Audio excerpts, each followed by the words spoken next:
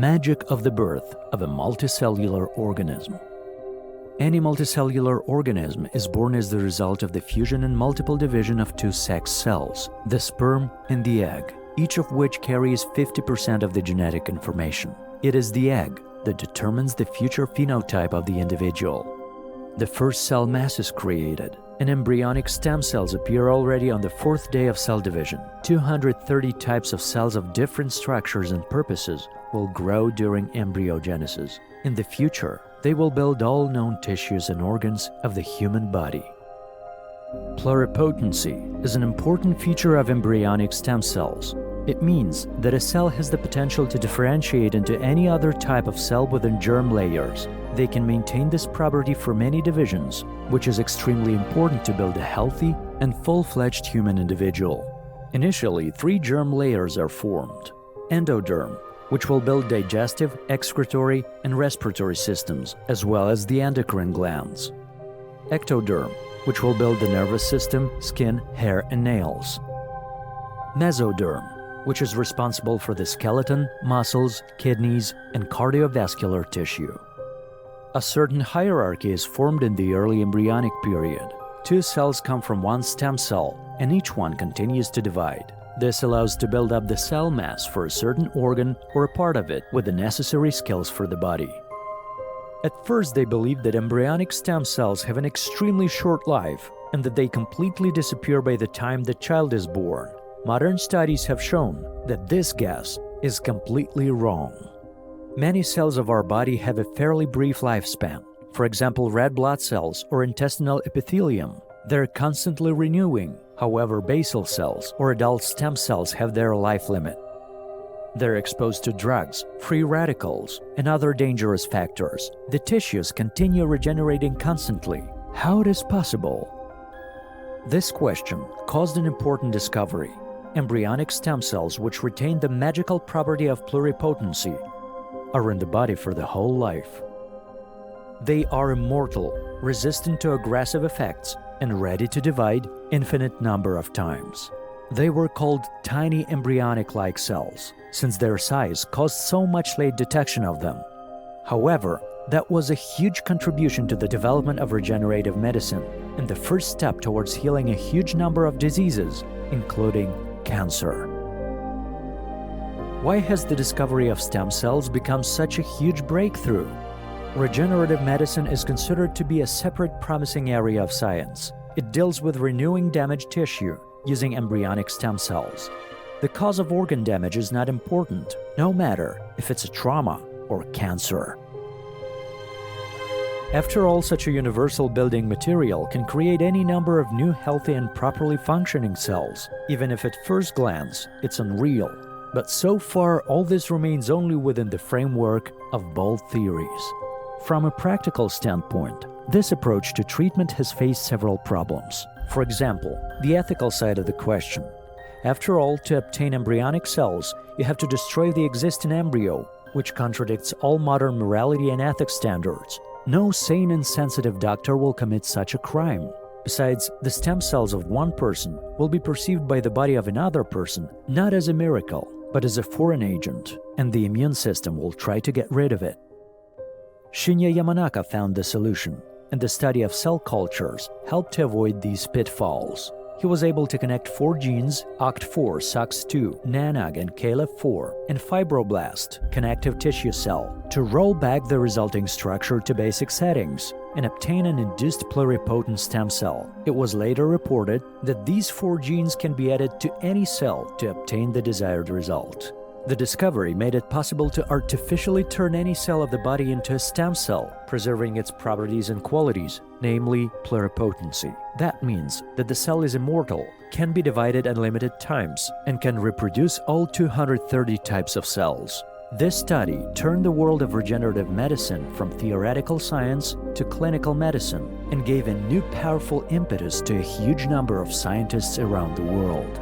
Shinya Yamanaka destroyed the core tenet of medical science and was able to turn the clock back. Now, the life of any cell can move not only forward, but also backward, because it can become its forerunner. This process is called reprogramming. The dark side of stem cells. You might think that induced stem pluripotent, embryonic or very small embryonic-like stem cells have become a magic wand that will solve all the problems of humanity. After all, it's enough to introduce them into the body and they'll quickly replace sick or damaged cells. In practice, however, experiments resulted in tumors, namely teratomas, which consist of various tissues, tooth, hair, skin, or thyroid cells. These findings meant that initially there were embryonic stem cells in the tumor, which continued dividing as it was programmed by nature. So maybe stem cells and cancer cells are somehow connected. To understand the full multifaceted nature of these structures, it's worth turning to the theories of carcinogenesis. It was initially believed that any cell of any tumor could metastasize and separately develop into a new malignant formation. Such a stochastic theory was called into question by the famous histologist and pathologist Rudolf Virchow. He was the first to notice that some areas of cancer tumors are histologically similar to embryonic cells. The assumption was that the remains of embryonic cells and germ layers, which were preserved in the adult body, became the ancestor of malignant formation.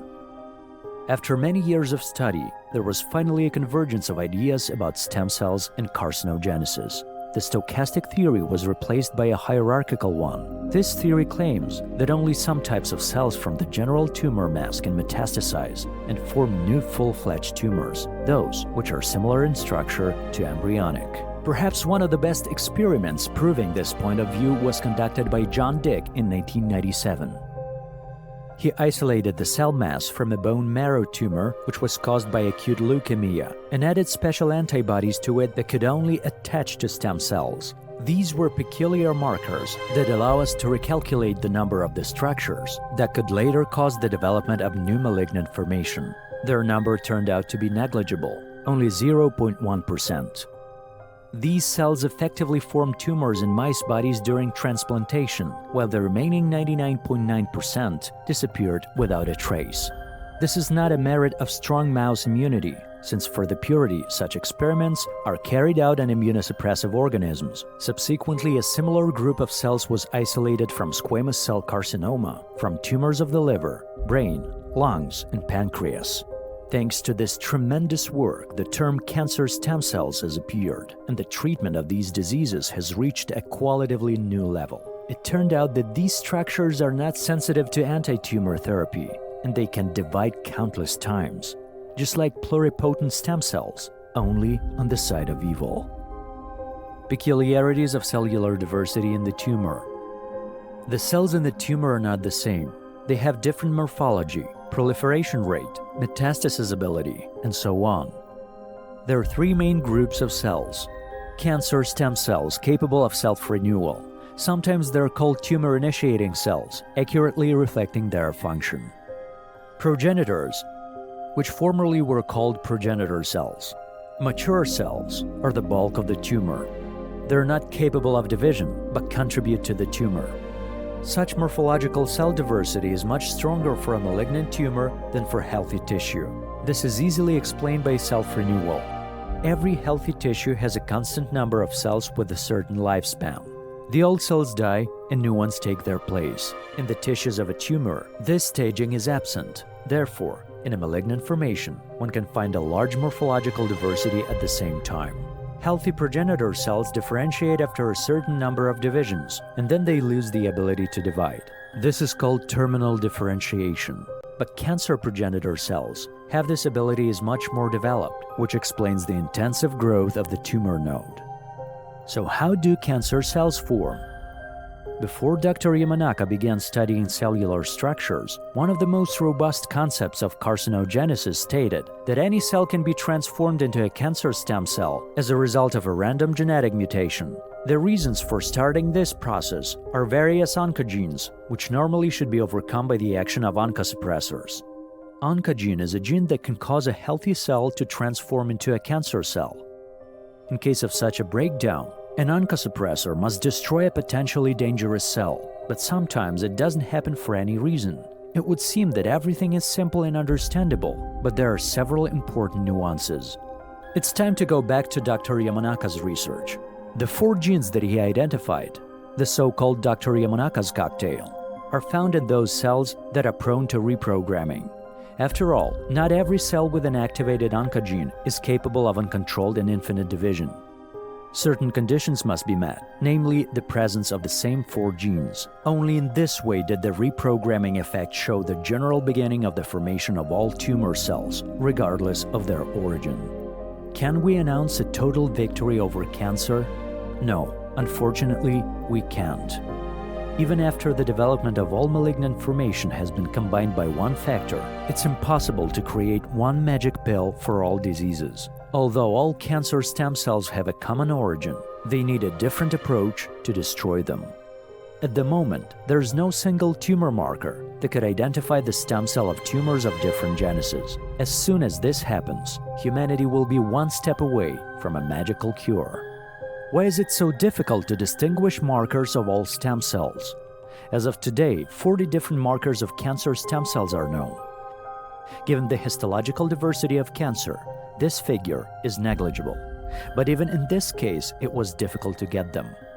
All tumor markers were isolated from normal, healthy embryonic and adult stem cells. However, we can't call it diagnostically reliable. The problem is that the differentiation of tumor cells is significantly different from the same process in healthy ones, so they can carry markers of cancer cells, although they aren't the last ones. This led to a misinterpretation of the results and even overdiagnosis. After all, to reliably identify cancer cells, you have to load them with a large number of tumor markers, hoping that the cancer cell will carry more of these markers than a healthy one. But there are cancer stem cells in the tumor that don't have the necessary specific receptors. As a result of the study, they simply won't be revealed and identified as dangerous. It's not possible to identify and eliminate the founders of the cancer process under this approach. Although molecular oncology has reached unprecedented heights, it still requires discovering a common marker for all cancer stem cells. It's important for transplant surgeons because there's always a risk when introducing a ready-made cell mass to bring stem cancer cells and restart the oncology process. We can start talking about a magic cancer pill only after the isolation of all induced pluripotent stem cells is possible. Is it possible to find a common marker for all cancer cells? Before answering this question, it's worth talking about one interesting study of ionotropic glutamate receptors, namely IGLRs. Initially, they were found in the brain because it needs a large amount of glutamate, but things aren't that simple. This is a very ancient type of receptors that are present in every multicellular organism, and its habitat isn't confined to only nerve tissue. This receptor family is found in all tissues and organs. The receptors are activated by glutamate, and we eat it every day. It directs cells to differentiation and specialization. It's also responsible for the transmission of a nerve impulse and learning and memory. The connection of glutamate with IGLRs was not immediately discovered, because science does not always follow a simple and well-trodden path. The first to be discovered was a synthetic pathogen of the ionotropic glutamate receptor family, namely N-methyl-D-aspartate, NMDA. According to this compound, the corresponding receptors received their names. NMDA receptor was the first. Later, scientists also discovered AMPA receptors and kainate receptors. They all belong to the same family of glutamate receptors. These receptors are responsible for the differentiation and further life of the cell. They're responsible even for apoptosis. What's the most interesting? They're completely absent on embryonic stem cells and only appear on adult stem cells. And that was a very early clue. The presence or absence of ionotropic glutamate receptors makes it possible to determine what kind of cell the scientist has before his eyes. Further studies revealed a piece of important evidence that the ionotropic glutamate receptor is present on every cell of the body except the embryonic stem. They're located in the endothelium, basal layer of the skin, nephrons or osteoblasts. This means that any tumor of any genesis must have IGLRs. What's about fibroblast in Dr. Yamanaka's cocktail? After reprogramming and converting it into a pluripotent induced stem cell, the ionotropic glutamate receptor simply disappeared. Thus, we have an important conclusion. IGLRs are an excellent negative marker for a group of pluripotent induced stem cells. It's present on the first cancer cells that don't carry stem properties, and at the same time is absent on cancer stem cells that are created by induced reprogramming. Let's move on to practical research. Antibodies to glutamate receptors in a total of 16 pieces were introduced into the tumor cell mass. Then all the structures were sorted. Those cells that didn't carry glutamate receptors turned out to be cancer stem cells. They can cause tumor formation during transplantation, as well as the environment, where there are no factors for the division of pathological cells. Cancer stem cells were resistant to chemotherapy, which explains the relapse of the disease even many years after recovery. The explanation can be found in two theories. Both healthy and cancerous stem cells synthesize special transport molecules that are responsible for the rapid and qualitative removal of harmful substances from the cell. The drugs that are used for chemotherapy are on this list. These structures have a better mechanism for eliminating breakdowns in their DNA. That means that radiation doesn't destroy them. Cancer stem cells, like normal ones, are in a kind of niche where anti-tumor drugs do not get, even at the maximum possible concentration in the blood. These are the answers to the question why we can't kill stem cancer cells. The current test comes directly from the findings. It's necessary to somehow launch glutamate receptors on cancer stem cells so that they become on par with those structures that oncologists can destroy. Application of study results in clinical protocols. The statistics on cancer deaths are stunning. Every minute, one woman dies from breast cancer. Every day, the oncologist at the primary appointment sees squamous cell carcinoma of the skin or malignancy of the colon polyp. Therefore, there is simply no time for long years of research. If data on the absence of glutamate receptors are introduced into the cancer examination and therapy protocol today, we will have the results tomorrow. Based on cancer cell extraction technology, it's possible to begin extracting cancer stem cells for further study. The activation of their glutamate receptors is only a part of this process. One way is to block transport molecules that release drugs.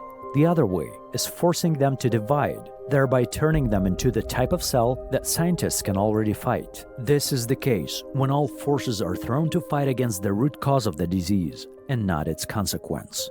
Doctors believe that this single approach to the entire histological palette of tumors will help create an individual drug for each patient. In the hospital, after taking a biopsy and sorting the cells according to the degree of their differentiation, it's possible to distinguish not only cancer stem, but also determine the detrimental factor, the drug complex, or blocking transport molecules. This magic tool can help get a 100% chance of a favorable outcome without any possibility of relapse. The only correct approach is to suppress the subpopulation of tumors. After all, there's a chance that the death of cancer stem cells will lead to the removal of the rest of the pathological conglomerate. All that happened in the long-standing experiment of John Dick. All differentiated tumor cells that entered mouse organisms underwent apoptosis and did not cause the development of the pathological process. What should we always remember? The hierarchical theory of carcinogenesis made it possible to make a giant leap in the development of oncology. The point of view that cancer develops as a result of spontaneous and unpredictable mutations is no longer valid. Now we know for sure that a cancer cell appears after certain pathological changes in oncogenes and oncosuppressors, as a result of which it is reprogrammed. Loss of glutamate receptors is a sign of the onset of the cancer stem cell that can give a population of genetic waste. It's useless to fight them while there's a machine that produces them. All these studies were supported by the company GeoCells. Due to this company, the search for a universal and selective marker for pluripotent cells became real. Cancer treatment is reaching a new level, and this is not tomorrow. It is happening today.